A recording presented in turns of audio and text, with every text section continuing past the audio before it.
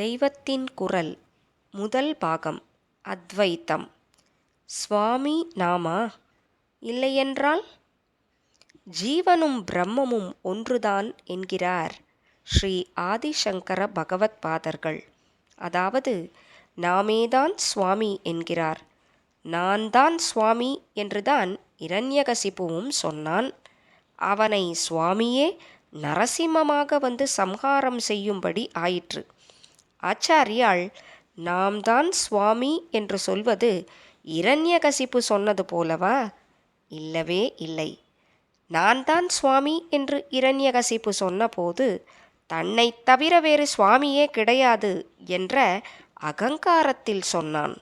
பகவத்பாதர்களோ சுவாமியைத் தவிர வேறு எதுவுமே கிடையாது என்பதால் நாமும் சுவாமிதான் என்கிறார். ஜீவன் தனக்கு உள்ள அகங்காரத்தை அடியோடு விட்டுவிட்டால் இவனே பிரம்மத்தில் கரைந்து பிரம்மமாகி விடுகிறான் என்கிறார். இப்போது நாம் உத்தரணி ஜலத்தை போல் கொஞ்சம் சக்தியுடன் இருக்கிறோம். சுவாமி அகண்ட சக்தியுடன் சமுத்திரமாக இருக்கிறார்.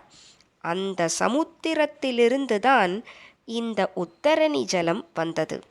இந்த உத்தரணி ஜலம் தான் தனி என்கிற அகங்காரத்தை கரைத்து சமுத்திரத்தில் கலந்து சமுத்திரமே ஆகிவிட வேண்டும். நாம் சுவாமியாக இல்லாவிட்டால் சுவாமியை தவிர வேறான ஒன்றாக இருக்க வேண்டும். அவ்வாறெனில் பரமாத்மாவுக்கு வேறான வஸ்துக்களும் உண்டு என்றாகிவிடும். அதாவது பல வஸ்துக்களில் பரமாத்மாவும் ஒன்று என்றாகிவிடும். அவருடைய சம்பந்தமில்லாமல் அந்த பல வஸ்துக்கள் உண்டாகி இருக்கின்றன என்றாகும்.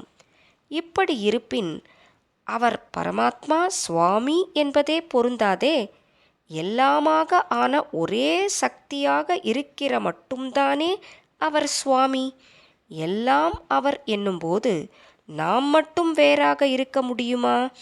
எனவே சுவாமியே நாம் என்று வெளிப்பார்வைக்கு அகங்காரமாக பேசுகிற அத்வைதிகள் சுவாமியின் மகிமையை குறைக்கவில்லை. மாறாக ஜீவன் சுவாமி அல்ல, இவன் அல்பன், அவர் மகா பெரிய வஸ்து, இவன் வேறு அவர் வேறு என்று அடக்கமாக சொல்கிறவர்கள்தான் தாங்கள் அறியாமலே அவரை பல சாமான்களில் ஒன்றாக்கி அவருடைய மகிமையை குறைத்து விடுகிறார்கள். அவரே சகலமும் என்றால் நாமும் அவராகத்தான் இருக்க வேண்டும். சமுத்திரமாக இருக்கிற அவரேதான் ஆற்று ஜலம், குளத்து ஜலம், கிணற்று ஜலம், அண்டாஜலம், செம்பு ஜலம், உத்தரணி ஜலம் போல் தம் சக்தியை சிறு சிறு ரூபங்களாக செய்து கொண்டு பலவித ஜீவ ஜந்துக்களாகியிருக்கிறார். இதில் மனிதனாகும் போது பாப புண்ணியத்தை அனுபவிக்கவும் பாப புண்ணியம் கடந்த நிலையில் தாமே ஆகிவிடவும் வழி செய்திருக்கிறார். மனிதனாகும்போது மனசு என்ற ஒன்றை கொடுத்து அதை பாப புண்ணியங்களில் ஈடுபடுத்தி பலனை அனுபவிக்கச் செய்கிறார். மனசு ஆடிக்கொண்டே இருக்கிற நிலையில் உள்ள நாம் எடுத்த எடுப்பில் பாப புண்ணியமற்ற நிலையை அடைந்து அவரே நாம் என்று உணர முடியாது. ஆகவே அவரே நாமாக இருந்தாலும் அதை நாம் அனுபவத்தில் உணருவதற்கு அவரது அருளை பிரார்த்திக்க வேண்டியவர்களாகவே இருக்கிறோம். அவர் மகா பெரிய சுவாமி, நாம் அல்ப ஜீவன்.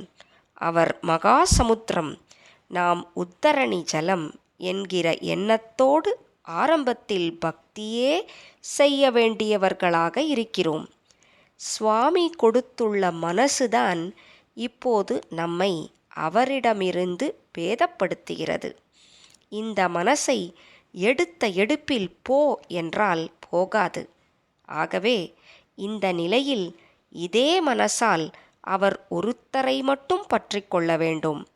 மனசை அவர் குரங்காக படைத்திருக்கிறார். அந்த குரங்கு இப்போது தேகத்தை கெட்டியாக பிடித்து கொண்டிருக்கிறது. ஆனால் சுவாமி இந்த தேகத்தை நசிப்பதாக அல்லவா வைத்திருக்கிறார். இந்த அழுகல் பழத்தை மனக்குரங்கு விட்டுவிட வேண்டும். அழுகாத பழம் கிடைத்தால் அழுகல் பழத்தை குரங்கு போட்டுவிடும். அழுகாத மதுரமான பழம் பரமாத்மாதான். அதை மனத்தால் பிடித்து கொண்டு சரீர பிரக்ஞையை விட்டுவிட அபியசிக்க வேண்டும். இதற்குத்தான் பக்தி, பூஜை, க்ஷேத்ராடனம் எல்லாம் வைத்திருக்கிறது. இவற்றில் மேலும் மேலும் பக்குவமடைந்து சரீர பிரக்ஞை, அகங்காரம் அடியோடு போய்விட்டால் அவர் பரமாத்மா, நாம் ஜீவாத்மா என்கிற பேதமே போய் அவரே நாமாக அத்வைத்தமாக ஆகிவிடுவோம். நீ வேறெனாதிருக்க நான் வேறெனாதிருக்க என்று அருணகிரிநாதர் பாடிய அனுபவத்தை அடைவோம்.